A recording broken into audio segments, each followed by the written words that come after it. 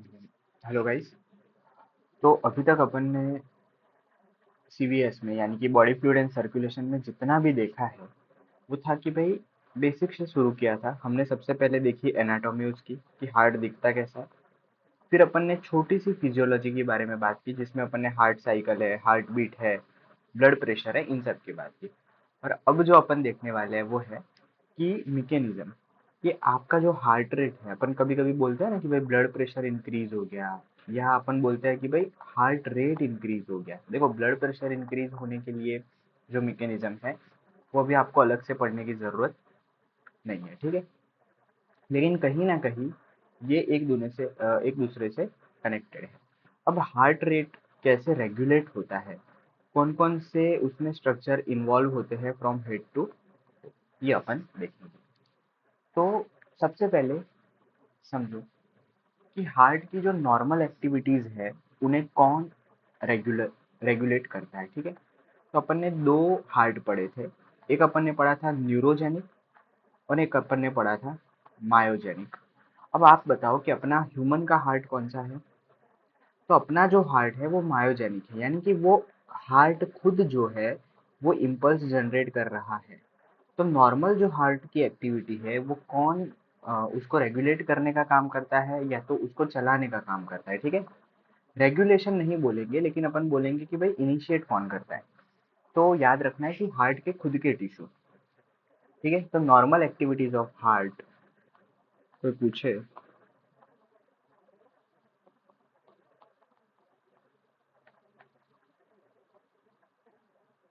ठीक है, वो कौन करता है। तो it regulate bye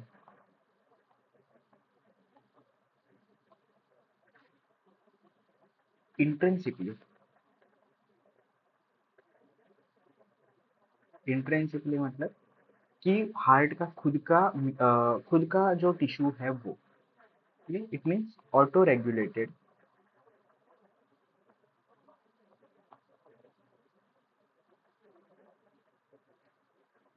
bye nodal tissue,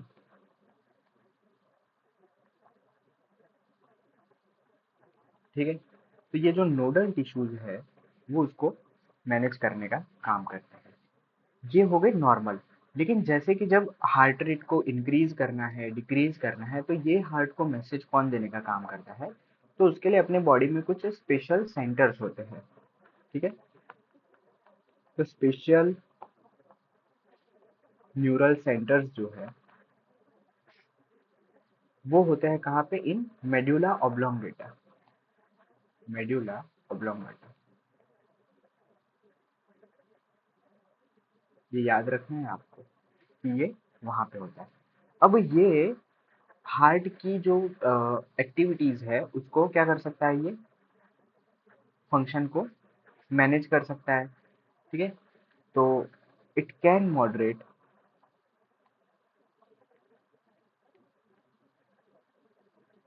activity of heart. और इसके लिए जो वो यूज करता है वो करता है कौन सा, ऑटोनॉमिक नर्वस सिस्टम, ठीक है। By ANS, that is autonomic nervous system, ठीक है।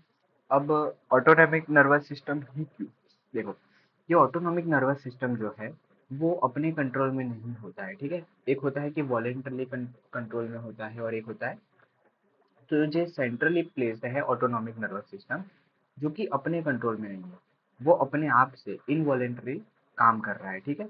अपने आप से काम कर रहा है। उसमें वो क्या करता है कि आपको नहीं पता चलेगा, लेकिन वो हार्ट की एक्टिविटीज को मैनेज करता है। अब कैसे करता है ध्यान से समझना। अब मैं यहाँ पे सिंपल एक ब्रेन का डायग्राम बना रहा हूँ, ठीक है। मान लो कि आपका ब्रेन है। ब्रेन के बिल्कुल अपन बोलते हैं कि जो हाइंड ब्रेन है, और वहां पे नीचे ये वाला जो पार्ट है वो है मेडुला ऑब्लोंगाटा, ठीक है। और यहाँ नीचे से ये स्पाइनल कॉर्ड शुरू हो गया है। तो ये जो मेडुला ऑब्लोंगाटा है वहां से कुछ नर्व्स निकलती है। अब मैंने आपको ब्लड प्रेशर जब अपन पढ़ रहे थे, सॉरी ब्लड प्रेशर नहीं, पर जब अपन ने आर्च ऑफ एओर्टा पढ़ा था तब दो चीजें पढ़ी थी कि आर्च ऑफ एओर्टा में कुछ रिसेप्टर्स होते हैं और कुछ रिसेप्टर जो होते हैं वो कैरोटिड बॉडीज में होते हैं। कैरोटिड बॉडीज में होते हैं, वो खुद अपने आप में रिसेप्टर है। तो ये जो सारे रिसेप्टर्स है वो कुछ काम करेंगे। अब वहां पे दो रिसेप्टर होते थे, एक कीमो रिसेप्टर होते थे और एक होते थे बैरो रिसेप्टर। देखो कीमो रिसेप्टर जो है वो CO2 कंसेंट्रेशन पे बेस्ड होते थे और वो किसका वो काम देखते थे, अगर CO2 बढ़ रहा है तो वो क्या कर रहे थे, पंपिंग एक्शन को बढ़ा रहे थे ताकि फटाफट ब्लड जाए ज़्यादा अमाउंट में। हालांकि ये रेस्पिरेशन में हेल्प करते हैं। बैरो रिसेप्टर जो थे वो ब्लड प्रेशर का मेजरमेंट करते थे। अब इससे क्या पता चलता था, इससे एक तो हार्ट का पंपिंग एक्शन भी चेंज होता है। अब स्टेप बाय स्टेप देखते हैं कि कैसे होता है। तो वहां पे मैंने आपको बहुत इंपॉर्टेंट नर्व बताई थी विच इज ग्लोसोफेरेंजियल नर्व। ठीक है, तो यहाँ से एक नर्व निकलती है, ध्यान से समझना, मेडुला ऑब्लोंगाटा में उसका एक सेंटर है, वहां से वो एक नर्व निकलती है जिसका नाम है ग्लोसोफेरेंजियल नर्व। अब यहाँ पे एक छोटा सा हार्ट बना देते हैं।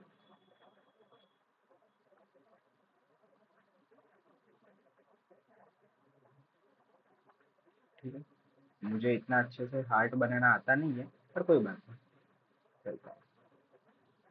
देखो, ये है आपकी इंफीरियर वेना कावा, ये है आपका सुपीरियर वेना कावा। ठीक है, यहाँ पे आप ऐसे देख सकते हो इस तरीके से, ये एट्रिया है, वेंट्रिकल है और यहाँ से आर्च ऑफ एओर्टा निकलता है। ये है आपका आर्च ऑफ एओर्टा। ठीक है, जिसमें से ये सारी ब्रांचेस निकल रही है। ओके, इसके अलावा यहाँ पे ये पल्मोनरी वेन्स है, दो पैर होती है। अब ये मैंने बनाया है, आपको इतना अच्छे से अभी के लिए कोई बनाने की जरूरत नहीं है। तो आर्च ऑफ एओर्टा, ये आर्च ऑफ एओर्टा है वहां पे, और कैरोटिड जो बॉडीज है वहां पे, इन दोनों जगह पर होते हैं बैरो रिसेप्टर। ठीक है, मैं यहाँ पे लिख दे रहा हूँ कि ये कौन से रिसेप्टर है, बैरो रिसेप्टर। तो ये मैंने यहाँ से इस तरीके से दिखा दिया। एक ही ब्रांच में से आप दिखा सकते हो, उसमें कोई बड़ी बात नहीं है। ठीक है, यहाँ से भी मैं इधर ही ज्वाइंट कर दे रहा हूँ ताकि याद रहे। कौन सी नर्व है ये, ग्लोसोफेरेंजियल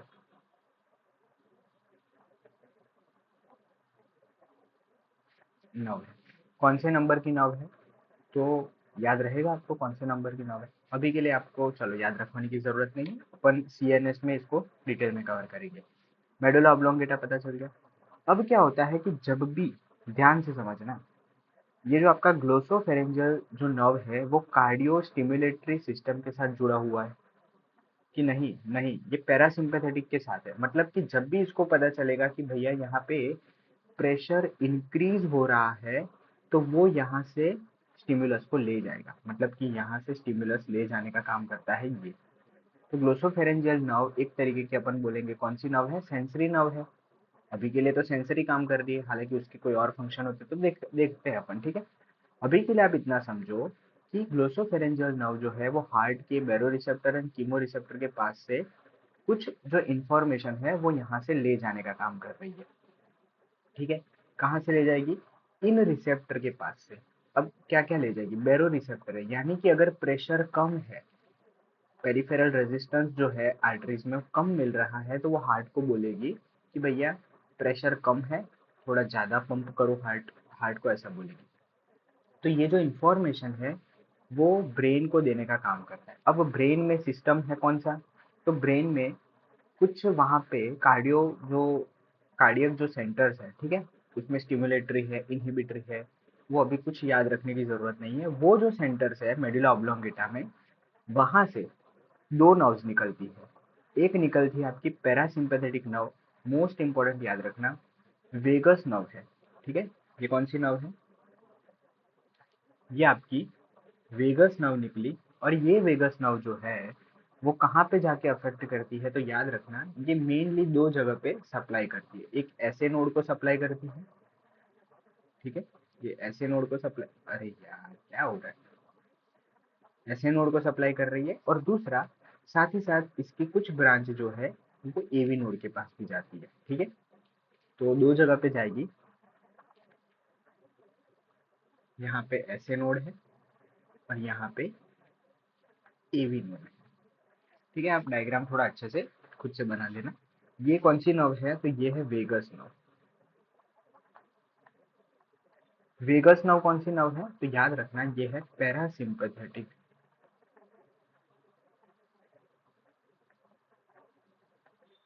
पैरासिम्पैथेटिक नर्व है। अच्छा, अब इस पैरासिम्पैथेटिक नर्वस नर्व ने क्या काम किया? तो याद रखना पैरासिम्पैथेटिक जो होता है वो चीजों को रिलैक्स करने का काम करता है। डिक्रीज से मत याद रखना, बहुत सारी चीजों में आप गलत कर दोगे। ठीक है, पैरासिम्पैथेटिक क्या करता है? रिलैक्स स्टेट में लाने का काम करता है। रिलैक्स रहना होगा तो क्या करना पड़ेगा? अपने को हार्ट रेट को कम करना पड़ेगा। बहुत बड़ी हुई हार्ट रेट है तो उसको कम करना पड़ेगा। तो ये क्या करता है? डिक्रीज करता है हार्ट रेट। तो समझ में आया कि भैया ग्लोसोफेरेंजियल नर्व ने क्या किया? यहाँ से इंफॉर्मेशन ली कि भैया यहाँ पे हार्ट रेट बहुत बड़ी हुई है, मतलब यहाँ पे हार्ट रेट बड़ी होगी तो ऑब्वियसली बात है कि ये बैरो रिसेप्टर के अलावा यहाँ पे कीमो रिसेप्टर है। इन सबसे इंफॉर्मेशन लेके ये क्या करता है? मेडुला ऑब्लोंगेटा को बताता है कि भैया ये तो हार्ट रेट बढ़ा हुआ है, या इसमें क्या है कि बहुत ज़्यादा ही ऑक्सीजन की कंसंट्रेशन है, मतलब कि कार्बन डाइऑक्साइड वॉश आउट हो गया है। तो इन सब केस में ये क्या करता है कि हार्ट रेट को कम करवा देता है। ऑल्सो यहाँ से और भी जगह पे जाते हैं, जैसे कि अपन देखेंगे आगे रेस्पिरेशन में कि वहाँ के रेस्पिरेशन में भी कुछ सेंटर्स है, तो वहाँ पे रेस्पिरेशन में भी क्या करेगा? वो उसको कम करने का काम करता है। लेकिन अब क्या हुआ? ये तो हो गया काम। एक बार इसने ऐसा बताया ग्लोसोफेरेंजियल ने कि भैया हार्ट रेट तो जो है वो बहुत कम हुई पड़ी है और ब्लड जो है वो पहुंच ही नहीं पा रहा है। मतलब कि आप क्या करो? पंपिंग एक्टिविटी बढ़ाओ, और बढ़ाने के लिए क्या करना पड़ेगा कि देखो, वैसे बढ़ाने के लिए बहुत सारी चीजें बढ़ाई जा सकती है, जैसे कि जो मसल्स है, मसल का फंक्शन बढ़ाया जा सकता है। ठीक है, फोर्स ऑफ कॉन्ट्रैक्शन बढ़ाया जा सकता है, बहुत सारी चीजें बढ़ा सकते हैं। लेकिन अभी के लिए आप इतना याद रखो कि इसके लिए एक और चीज बढ़ाई जा सकती है, हार्ट रेट बढ़ा दो। तो उसके लिए क्या होता है कि ये जो स्पाइनल कॉर्ड है वहां से स्पाइनल नर्व निकलती है। अब स्पाइनल नर्व जो है वो सिंपैथेटिक नेचर की है, वो भी जाती है कहाँ पे? एसए नोड के पास और एवी नोड के पास। और ये जो स्पाइनल नर्व है वो सिंपैथेटिक है, जो कि क्या करेगा? इंक्रीज करने का काम करेगा हार्ट रेट को। ठीक है, इतना याद रहेगा। ओके, तो मेडुला ऑब्लोंगेटा में अभी तक अपन ने क्या बात किया कि भैया एक तो है कार्डियो स्टिमुलेटरी सिस्टम।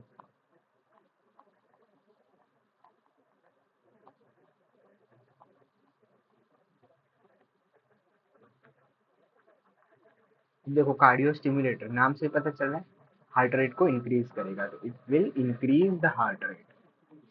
दूसरा होगा cardio inhibitory.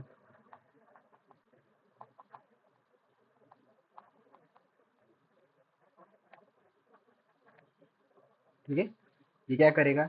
Decrease the heart rate. अब एक याद रखना, एक होता है वेजोमोटर सेंटर। अब वेजोमोटर सेंटर जो है वो आपको बहुत जगह देखने को मिल सकता है, लेकिन अभी के लिए याद रखो कि वेजोमोटर सिस्टम जो है या सेंटर जो है, ये सिस्टम क्यों लिख दिया मैंने? सेंटर लिख दिया इधर। ठीक है,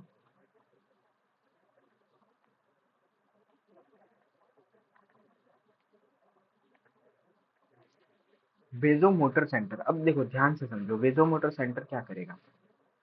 वेजो मतलब कि वेसल्स है, मोटर, मोटर मतलब कि जो वेसल्स जो है वहां पे ये मोटर एक्शन देगा। अब मोटर का मतलब होता है स्टिमुलस देना, सेंसरी का मतलब होता है स्टिमुलस लेना। ठीक है, तो मोटर का मतलब है कि स्टिमुलस देना। अब आप ही बताओ कि किस किस को स्टिमुलस दे सकता है? तो जैसे कि स्किन है तो स्किन की चीजों को स्टिमुलस दे सकता है, स्किन की चीजों को स्टिमुलस दे सकता है। अब वेसल्स में जो है वो वहां पे मसल्स होते हैं, तो ये वेजोमोटर जो है वो वेसल्स के मसल्स को स्टिमुलस स्टिमुलस देने का काम करता है। और अब वो मसल क्या कर सकते हैं? देखो, या तो ये जो मसल्स है ये वेसल्स को कॉन्ट्रैक्ट करके उनका ल्यूमन छोटा कर सकते हैं, या तो उनका ल्यूमन बढ़ा सकते हैं। अगर ये छोटा कर दिया तो ब्लड प्रेशर इंक्रीज हो जाएगा, अगर ये बड़ा कर दिया तो ब्लड प्रेशर डिक्रीज हो जाएगा। तो हमारी जो हार्ट रेट और ब्लड प्रेशर से जो रिलेशन में अपन ने कार्डियक सेंटर देखे ब्रेन में, उसके अलावा वेजोमोटर सेंटर का भी एक इंपॉर्टेंट रोल रहता है। वो क्या करता है, इट रेगुलेट्स द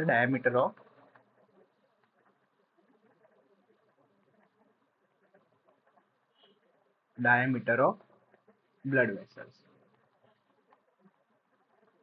ठीक है, ओके, इतना समझ में आया। अब एक चीज समझो कि जब भी हार्ट पे सिंपैथेटिक नर्वस सिस्टम एक्ट करेगा तो क्या क्या होगा। हार्ट रेट इंक्रीज हो जाएगा। ठीक है, दूसरा, स्ट्रेंथ ऑफ कॉन्ट्रैक्शन इंक्रीज हो जाएगा। ठीक है, स्ट्रेंथ बोलो या फोर्स ऑफ कॉन्ट्रैक्शन, ये क्या हो जाता है, इंक्रीज हो जाता है। और उसके साथ साथ क्या होता है कि वेसल्स जो होती है वो कॉन्ट्रैक्ट कर जाती है। ठीक है, दूसरा, जब भी पैरासिम्पैथेटिक काम करता है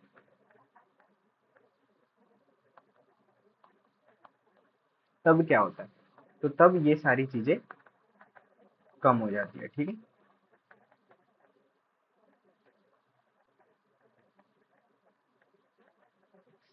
ये सब जो है वो कम हो जाती है। अब आप पता कैसे चलेगा कि सिंपैथेटिक कब काम करता है। सिंपैथेटिक जो है ना वो एक्साइटेशन में काम करता है। आप किसी को चाटा मार के देखो, गुस्सा आएगा, सिंपैथेटिक एक्ट करेगा, आप देखो पूरा मुंह जो है वो लाल हो जाएगा। क्यों लाल होता है, ब्लड सप्लाई बढ़ जाता है, गुस्सा आ जाता है, दिमाग पे खून चढ़ जाना। कहावतें सुनिए, बस यही सब है। ठीक है, तो अभी तक अपन ने रेगुलेशन में ये पढ़ा। अब आपने बहुत सारी चीजें पढ़ी है, लेकिन एक और चीज आपको पूछी जाती है, वो है व्हाट इज डबल सर्कुलेशन। कब से अपन सुन रहे हैं डबल सर्कुलेशन होता है, डबल सर्कुलेशन होता है, पर कहाँ होता है डबल सर्कुलेशन, और हमें क्यों नहीं दिखता डबल सर्कुलेशन। देखो, सिंपल है डबल सर्कुलेशन। आपको क्या करना है, सिंपली हार्ट के 4 चैम्बर बनाने हैं। ठीक है, हार्ट के 4 चैम्बर बनाने हैं। बना दिए भाई, लो। अब ये है आपका राइट एट्रियम, ये है आपका लेफ्ट एट्रियम, ये आपका राइट वेंट्रिकल और ये आपका लेफ्ट वेंट्रिकल। अब होता क्या है कि आपका जो हार्ट है ना वो दो चीजों में से ब्लड ले जाता है और दो चीजों को ब्लड देता है। एक होते हैं आपके लंग्स। ठीक है, तो यहाँ पे मैं ऊपर की तरफ लंग्स बना देता हूँ।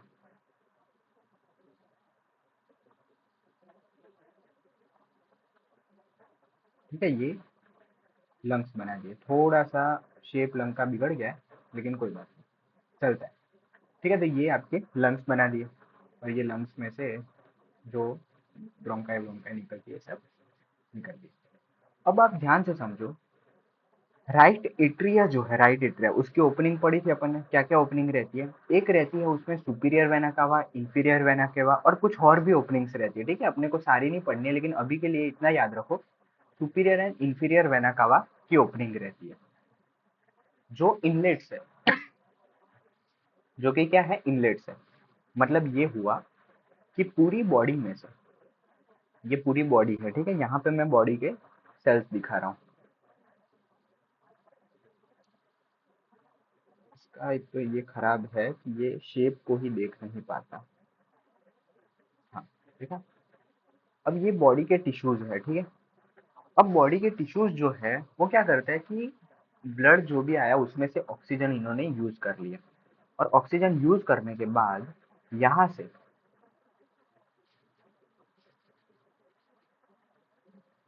ठीक है, यहाँ से उन्होंने डीऑक्सीजनेटेड ब्लड जो है, मतलब कि इन्होंने क्या किया कि देखो,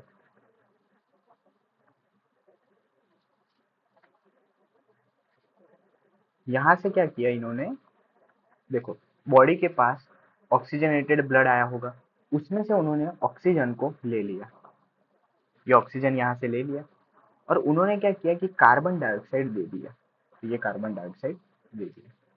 ठीक है, अब ये पूरा कार्बन डाइऑक्साइड वाला ब्लड, ऐसा जरूरी नहीं है कि हार्ट के नीचे से ही होगा, हार्ट के जो नीचे से है, मतलब कि बॉडी के लोअर पार्ट में से इंफीरियर वेना केवा लेके आती है, और ऊपर वाले पार्ट में से सुपीरियर वेना कावा लेके आती है। ठीक है, तो यहाँ से ये ब्लड इंफीरियर वेना कावा,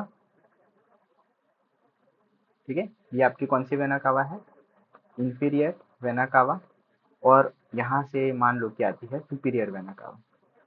ठीक है, आईवीसी एसवीसी से ये ब्लड राइट एट्रियम में जाता है। कौन सा ब्लड जा रहा है?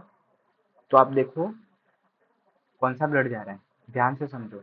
ये जो ब्लड यहाँ से गया है वो कौन सा है? Deoxygenated blood. ये कहाँ गया? राइट एट्रियम में गया। राइट एट्रियम में से ये ब्लड जाता है राइट वेंट्रिकल में। कहाँ गया? राइट वेंट्रिकल में। अभी भी डीऑक्सीजनेटेड ब्लड है। राइट वेंट्रिकल से ये ब्लड जो है वो नीचे उतरता है। नीचे कहाँ जाएगा? ध्यान से समझना। पल्मोनरी पल्मोनरी जो आर्टरीज है उनके थ्रू ये ब्लड बाहर निकलता है और यहाँ से क्रॉस होता हुआ, ये क्रॉस होता हुआ, ठीक है। मेरी ड्राइंग जरा बहुत खराब है, वो दिख रहा है आपको। रुक जाओ, कुछ अच्छा बनाते हैं।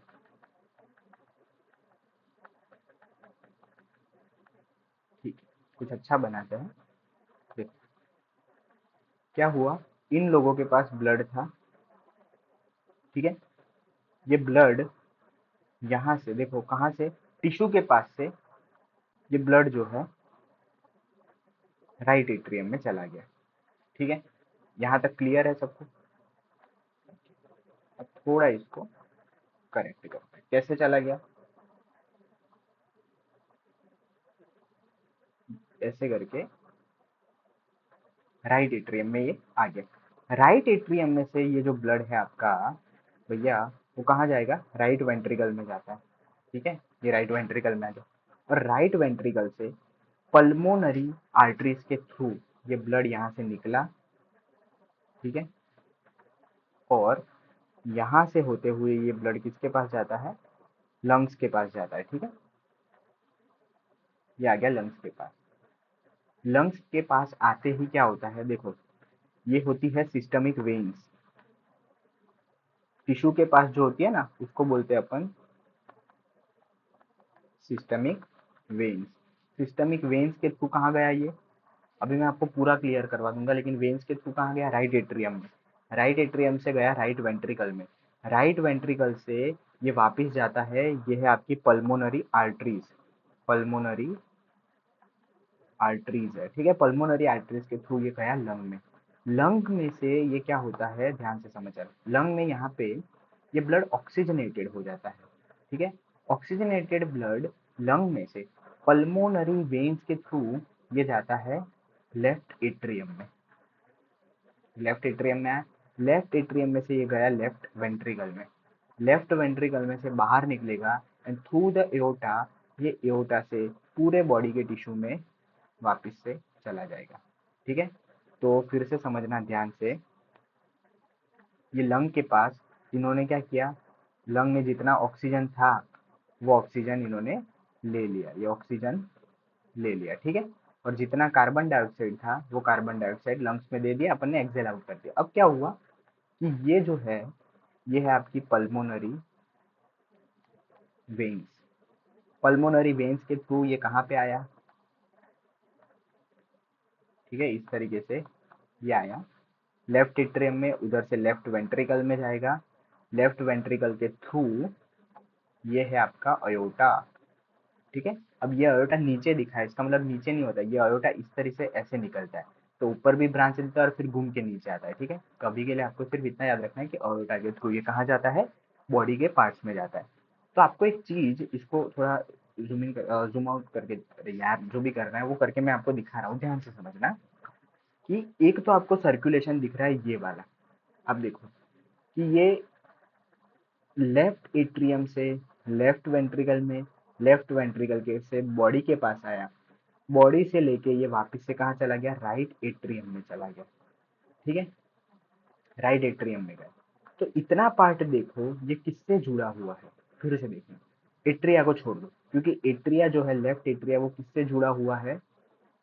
लंग से जुड़ा हुआ है, ठीक है। तो एट्रिया को छोड़ दो, सबके एंडिंग्स देखो। वेंट्रिकल, लेफ्ट वेंट्रिकल किससे जुड़ा हुआ है? बॉडी के साथ जुड़ा है, दिख रहा है आपको, सीधा बॉडी के साथ जुड़ा है। जबकि राइट वेंट्रिकल सीधा किससे जुड़ा हुआ है? लंग के साथ जुड़ा है, ठीक है। उसी तरीके से राइट एट्रियम किससे जुड़ा है? बॉडी से जुड़ा है। और लेफ्ट एट्रिया किससे जुड़ा है? लंग से जुड़ा है। मुझे एक बात बताओ, सीधी सी बात पूछ रहा हूँ, बॉडी से डायरेक्ट कितनी चीजें जुड़ी हुई है? तो ये आपकी बॉडी है, ठीक है। बॉडी में आप देखो तो बॉडी से डायरेक्ट कितनी जुड़ी है, तो एक बार पीछे जाएंगे और एक बार आगे जाएंगे, ठीक है। यहाँ से पीछे गए तो पहला चैम्बर आता है लेफ्ट वेंट्रिकल, तो लेफ्ट वेंट्रिकल से शुरू करना है, फिर आना है सिस्टम में, सिस्टम से होते हुए जाएंगे और यहाँ पे पहला चैम्बर आता है राइट एट्रियम। इतना पार्ट जो है वो बॉडी से जुड़ा हुआ है, इसीलिए इस सर्कुलेशन को अपन बोलते हैं सिस्टमिक सर्कुलेशन, ठीक है। साइमल्टेनियसली अब आते हैं लंग के पास। लंग से कितनी चीजें डायरेक्ट जुड़ी है, तो देखो ये लंग के पास से एक बार आगे आएंगे और एक बार पीछे जाएंगे, ठीक है। पहले पीछे जाते हैं, लंग से पीछे होते हुए आए तो डायरेक्ट जुड़ा है राइट वेंट्रिकल, ठीक है। लंग से एक बार पीछे आए तो क्या जुड़ा है यहाँ पे, राइट वेंट्रिकल।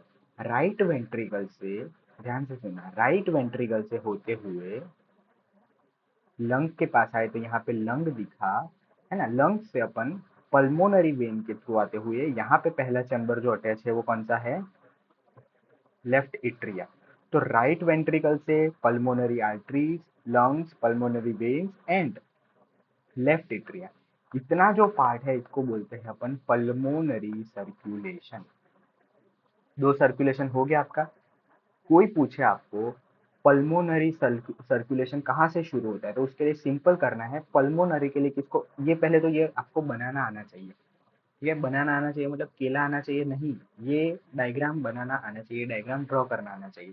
सिंपल है, कुछ नहीं करना है आपको। क्या करना है, चार चैम्बर बनाने हैं, नीचे बॉडी बनानी है आपको और यहाँ पे लंग्स बनाने। अब पागलपंती मत करना, लंग्स भी बॉडी का ही पार्ट होते हैं, लेकिन इन दोनों पार्ट पे क्या होता है, उल्टी चीजें होती है। उल्टी चीजें क्या होती है, एक जगह पे ऑक्सीजनेशन ऑक्सीजनेटेड ब्लड होता है और एक जगह पे डीऑक्सीजनेटेड बनता है, इसीलिए दोनों को हमने अलग कर दिया। अब क्या करना है, बॉडी को जोड़ना है, जहाँ पे वो लंग में जुड़ेगा वहां पे, लंग्स जहाँ पे जुड़ते हैं वहां पे जुड़ना है। तो अपन ने क्या किया, देखो ये आपका बॉडी का पार्ट है, ठीक है। बॉडी को अपन ने देखा कि भाई कार्बन डाइऑक्साइड वाला जो ब्लड मिलेगा वो किसको मिलेगा, पहले राइट एट्रिया को, फिर राइट वेंट्रिकल को। यहाँ से बनाते बनाते अपन आए लंग्स में आए। लंग से क्या होगा, ऑक्सीजनेटेड होके वो लेफ्ट एट्रिया से, लेफ्ट वेंट्रिकल से होके वापस बॉडी में आएगा। इतना बना दिया। अब आपको कोई पूछ रहा है कि भाई पल्मोनरी सर्कुलेशन किसका होगा, मतलब उसमें कौन कौन से कंपोनेंट होंगे, तो उसके लिए कुछ नहीं करना है आपको। किसको पकड़ना है, पल्मोनरी में आपको पकड़ना है लंग्स को, और सिस्टमिक में आपको पकड़ना है टिश्यूज को या बॉडी को, ठीक है। अब आपने लंग्स को पकड़ लिया, अब क्या करना है, लंग्स से एक बार पीछे जाना है, एक बार आगे आना है। जो पहला चैम्बर दोनों तरफ मिले वो पल्मोनरी सर्कुलेशन का पार्ट है। जैसे कि लंग्स से एक बार पीछे आए तो पहला चैम्बर अपन को मिला राइट वेंट्रिकल, तो राइट वेंट्रिकल से ये शुरू होगा, राइट वेंट्रिकल से होते हुए कहाँ पे आओ आप, पल्मोनरी, ये कौन है, आर्टरीज है, फिर कहाँ पे आओ, लंग्स में आओ, फिर पल्मोनरी वेन से, और यहाँ पे पहला चैम्बर जुड़ा है कौन सा है, वो लेफ्ट एट्रियम। ये हो गया अपना पल्मोनरी सर्क्यूलेशन। उसी तरीके से ध्यान से समझना, उसी तरीके से अगर आपको कोई पूछे कि सिस्टमिक सर्कुलेशन में कौन सा पार्ट होते हैं, तो सिस्टमिक सर्कुलेशन के लिए क्या करना है, इतना पार्ट पकड़ना है आपको। बॉडी को पकड़ लिया, एक बार पीछे जाएंगे और एक बार आगे जाएंगे, दोनों तरफ जो पहला चैम्बर जुड़ा हुआ होगा वो अपना सिस्टमिक सर्कुलेशन का पार्ट होगा, ठीक है। यहाँ से एक बार पीछे आए, पीछे गए, पीछे गए तो लेफ्ट वेंट्रिकल जुड़ा है, ठीक है। बस एक ही चैम्बर पकड़ना है, उस लेफ्ट वेंट्रिकल से आगे आना है, तो ये अयोटा यानी कि सिस्टमिक आर्टरीज, फिर टिश्यूज, सिस्टमिक वेन्स, और फिर वहां से होते हुए कौन सा आता है, अपन राइट एट्रियम आते हैं। तो ये जो है वो कौन सा है आपका, याद रहेगा आपको, पक्का, ओके। तो देखो मैं आपको पूरा सर्कुलेशन का एक बार पाथवे लिखा देता हूँ। अपन शुरू करेंगे कहाँ से, लंग से शुरू करते हैं, ठीक है। तो यहाँ पे बीच में मैं लिखता हूँ लंग्स, लिखता हूँ। देखो लंग्स से ब्लड ऑक्सीजनेटेड होता है, ठीक है। लंग्स से ब्लड क्या हुआ, ऑक्सीजनेटेड हो गया। तो यहाँ पे ऑक्सीजनेटेड ब्लड आया, वो ऑक्सीजनेटेड ब्लड पल्मोनरी वेन्स में आएगा। कहाँ पे आएगा, पल्मोनरी वेन्स में आएगा। पल्मोनरी वेन्स के थ्रू वो कहाँ पे आता है, लेफ्ट एट्रिया में आता है। उसके बाद लेफ्ट एट्रिया में से उसको नीचे जाना होता है कहाँ पे, लेफ्ट वेंट्रिकल में, और उसके लिए वो किसका यूज करता है, बाइकस्पिड वाल्व का, बाइकस्पिड वाल्व का, और कहाँ पे आता है, लेफ्ट वेंट्रिकल में, ठीक है। अच्छा अब ध्यान से समझा, लेफ्ट वेंट्रिकल से फिर से लेफ्ट वेंट्रिकल से वो कौन से वाल्व का यूज करता है? सेमी ल्यूनार वाल्व का, सेमी ल्यूनार वाल्व। ठीक है, ये सारी चीजें डिस्कस कर लिए। सेमी ल्यूनार वाल्व के थ्रू ये अब अयोटा से होते हुए, ठीक है, स्पेलिंग गलत लिख दिया, अयोटा से होते हुए, ठीक है, अब अयोटा भी लिख सकते हो, और उसके आगे जब जाओगे तो वहां पे सिस्टमिक आर्टरीज आएगी। ठीक है, अलग अलग ऑर्गन्स के लिए सिस्टमिक आर्टरीज अलग अलग होती है। वहां से होते हुए ये कहाँ पे आता है? तो डिफरेंट डिफरेंट बॉडी पार्ट्स में आता है। ठीक है, अब बॉडी पार्ट्स में क्या होगा? ये ऑक्सीजन दे देता है और लेता क्या है? कार्बन डाइऑक्साइड लेता है, यानी कि यहाँ से अब डीऑक्सीजनेटेड ब्लड आएगा। कौन सा ब्लड आएगा? डीऑक्सीजनेटेड ब्लड आएगा। ठीक है, ये डीऑक्सीजनेटेड ब्लड बॉडी के पार्ट से, सिस्टमिक वेन से, कौन सी वेन से? सिस्टमिक वेन्स के थ्रू, सिस्टमिक वेन्स से फिर कहाँ जाएगी? Superior and inferior vena cava. Superior vena cava ऊपर वाले पार्ट्स के लिए, नीचे वाले पार्ट्स के लिए इंफीरियर वेना कावा। इनके थ्रू जाती है ये कहाँ पे? राइट एट्रिया में जाती है। ठीक है, राइट एट्रिया में से फिर यहाँ पे कौन सी चीज आती है? Right ventricles. किसके थ्रू जाएगा? ट्राइकस्पिड वाल्व के थ्रू जाता है। राइट वेंट्रिकल से ये जाता है पल्मोनरी आर्टरीज के पास, या पल्मोनरी वेन्स के पास, पल्मोनरी आर्टरीज के पास। ठीक है, पल्मोनरी आर्टरीज, कभी कभी इसको पल्मोनरी ट्रंक्स भी बोला जाता है। क्यों? क्योंकि जो आर्टरीज निकलती है वो एक पूरा मोटा गुच्छा होता है। ठीक है, तो वो उस वाले मेन जो ब्रांच होता है, मेन जो ट्रंक होता है, उसको ट्रंक बोला जाता है। ठीक है, कोई दिक्कत वाली बात नहीं। पल्मोनरी आर्टरीज में जाती है, और यहाँ पे सेमिल्यूनार वाल्व होता है। फिर से कौन सा वाल्व होता है? सेमी ल्यूनार वाल्व होता है, और इसके थ्रू ये जाता है कहाँ पे? लंग्स में चला जाता है। अब आपको कोई भी पूछे कि भैया ये आपको पूरा आना चाहिए, पहली बात। अब कोई भी पूछे आपको कि हमको बताओ systemic circulation and pulmonary circulation में कौन कौन से कंपोनेंट होते हैं, सिंपल सी बात मैं आपको बता रहा हूँ। सिस्टमिक के लिए आपको बॉडी पार्ट को पकड़ना है, बॉडी पार्ट के एक बार पीछे जाना है, जो पहला चैम्बर दिखे, देखो ये आर्टरी चैम्बर नहीं होता, एओर्टा चैम्बर नहीं होता, वाल्व्स वाल्व्स होते हैं। पहला चैम्बर दिखा आपको राइट वेंट्रिकल, उसी तरीके से एक बार आपको कहाँ आना है? आगे आना है। सिस्टमिक वेन चैम्बर नहीं होता, ये सब चैम्बर नहीं होते, राइट एट्रिया चैम्बर होता है। तो लेफ्ट वेंट्रिकल से लेके ये सब बॉडी पार्ट से लेके राइट एट्रियम, इतना आता है आपके सिस्टमिक सर्कुलेशन में। इसी तरीके से लंग्स के लिए कोई पूछे पल्मोनरी सर्कुलेशन, तो पीछे आओ तो पीछे आपको राइट वेंट्रिकल दिख रहा है, और आगे आओ तो आगे आपको लेफ्ट एट्रिया दिख रहा है। तो ये जो है वो है आपका पल्मोनरी सर्कुलेशन। उसी तरीके से ये जो है वो आपका कौन सा है? Systemic circulation. ये दोनों बॉडी में साइमल्टेनियसली चल रहे हैं।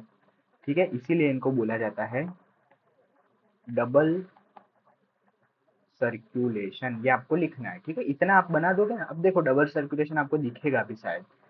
ठीक है, एक सर्कुलेशन तो आपका ये हो रहा है, ये सर्कुलेशन हो रहा है। ठीक है, और साइमल्टेनियसली दूसरा सर्कुलेशन जो है वो आपका ये वाला हो रहा है, और दोनों के एम अलग है। ठीक है, दोनों के लिए मैकेनिज्म अलग अलग है, इसीलिए इसको बोला जाता है डबल सर्कुलेशन। इतना समझ में आया हो तो बताओ। ओके, अब सिस्टमिक एंड पल्मोनरी सर्कुलेशन में तो क्या होता है? देखो, लेफ्ट का एक पार्ट होता है और राइट का एक पार्ट होता है। ठीक है, दोनों एट्रिया और वेंट्रिकल्स दोनों अपोजिट साइड के होते हैं। लेकिन कभी कभी ये सवाल पूछते हैं what is right sided heart and what is left sided heart. जब आप हार्ट अटैक पढ़ते हैं तब भी आपको ये पूछते हैं। ठीक है, तो ये आपको पूछ सकते हैं एक सवाल, देखो राइट साइडेड हार्ट क्या है? और राइट साइडेड हार्ट को पल्मोनरी हार्ट भी बोला जाता है।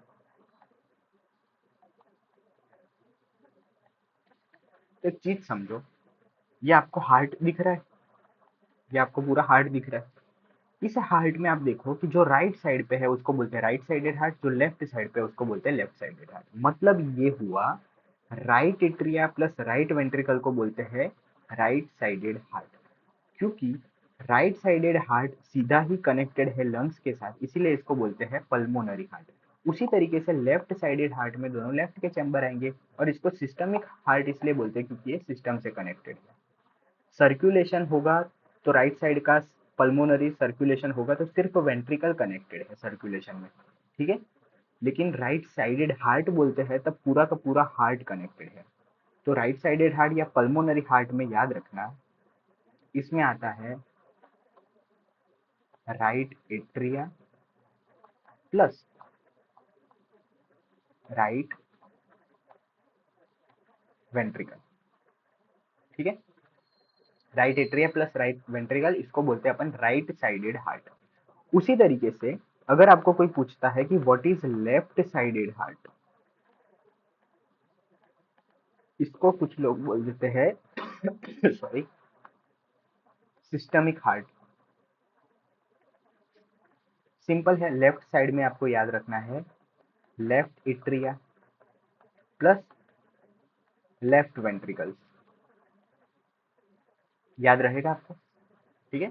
तो right sided left sided pulmonary systemic, ये आपको याद रखना है। फिर से मुझे एक बार बता दो, व्हाट इज पल्मोनरी सर्कुलेशन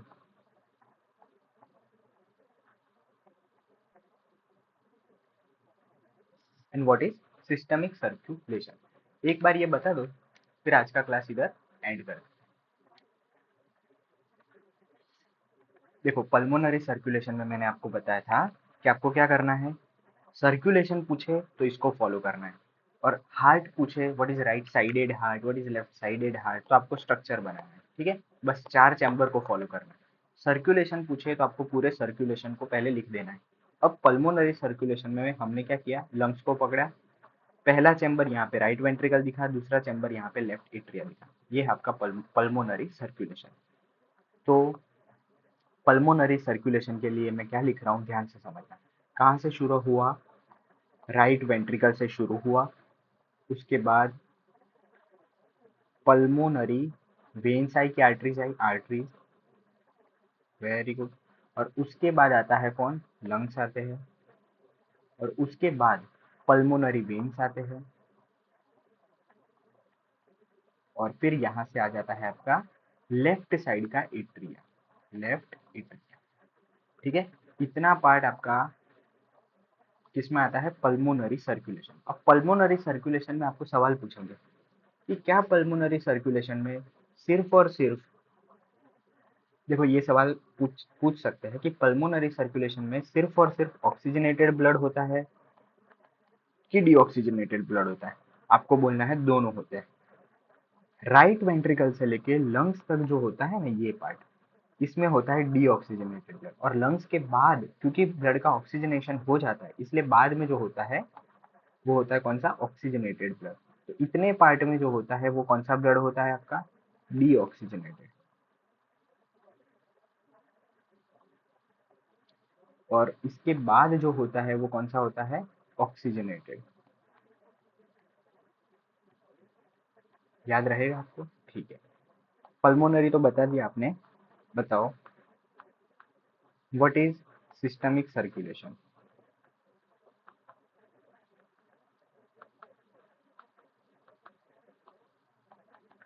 फिर से वही करना है सिस्टमिक सर्कुलेशन के लिए। सिस्टमिक सर्कुलेशन के लिए मैंने आपको बोला था, आपको क्या करना है, टिश्यू को पकड़ना है, टिश्यू को पकड़ा, पीछे गए, पीछे पहला चैम्बर कौन सा दिख रहा है, राइट वेंट्रिकल।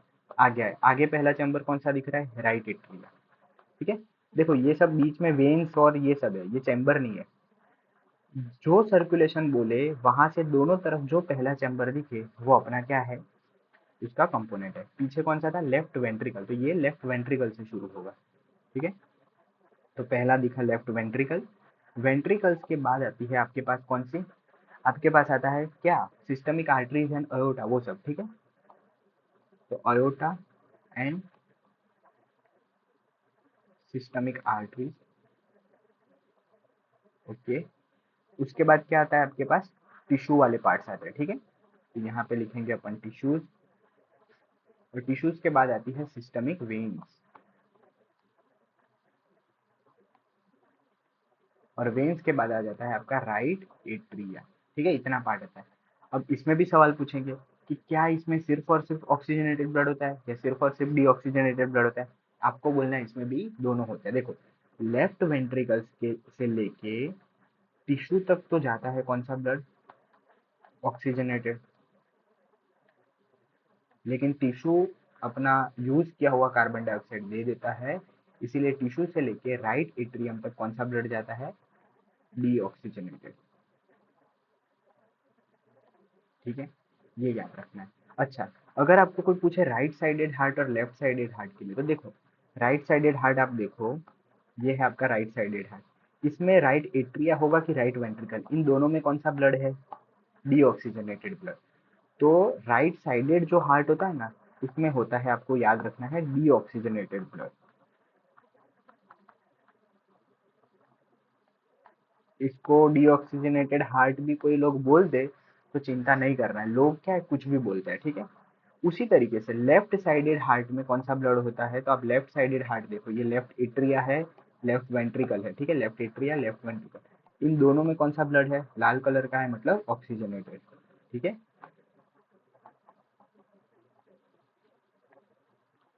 एक चीज याद रखनी है, आज के बाद कोई भी आपको डबल सर्कुलेशन में कौन से दो सर्कुलेशन होते हैं? तो दो सर्कुलेशन होते हैं, एक होता है सिस्टमिक